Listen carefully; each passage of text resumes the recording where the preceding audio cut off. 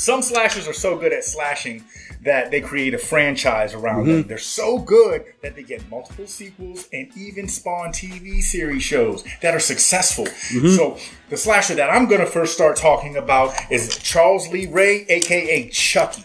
And what makes him so unique and so just iconic is because as a 3-foot tall doll, he's a giant in the slasher genre. You know what I'm saying? And I mean, he's menacing. He's got this laugh, this sinister, like, and you know, where he was first introduced in 1988's Child's Play, and pretty much he is the soul of the Lakeshore Strangler, and you know, in a police chase that just didn't go well.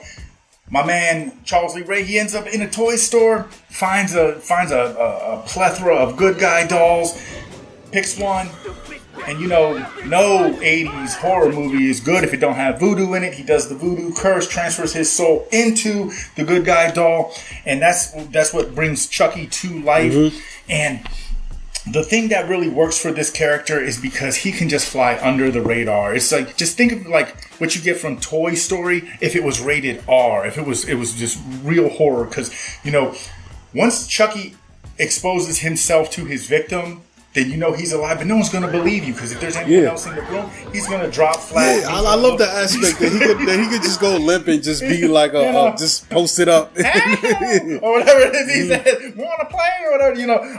And the thing about him is that, you know, he will kill anyone who is in his course path, and what is motivating him is to try and find a soul or a child that he can transfer his soul into that child. And it starts with Andy, because, you know, the origin of it all is that, you know, he has to, for him to be able to successfully transfer his soul now from the doll's body into a child's body, it has to be the first person that he exposed himself to that he was alive. So this was 6-year-old Andy.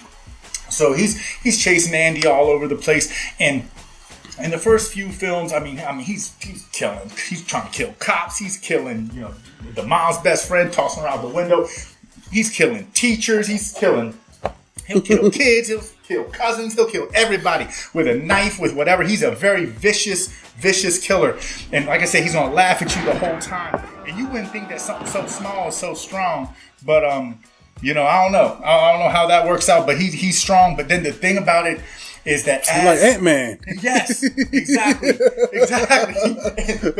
the thing about it, as he progresses through the film dynamics, it's almost, you start to get a sense that he enjoys the body that he's in. He excels as the doll. He can create more mischief and catch. He's definitely more powerful in that form, more deadly, I would say, than if he switched to regular human. Yes. So with all that being said, I mean, he is a very successful slasher because he is unassuming, and because he can just, like I said, he can get into any situation, and 95% of the time he is going to be brought through the threshold of any home by a child. So he is being carried by innocence. So, of course, adults are going to be unassuming. They're going to be unsuspecting of how malicious that he really is. But, man, I remember one of the scenes that just makes me cringe every time I see it is in the second one, when he's hiding under the staircase and the foster father is walking down the old school basement stairs that don't have no back, it's just steps.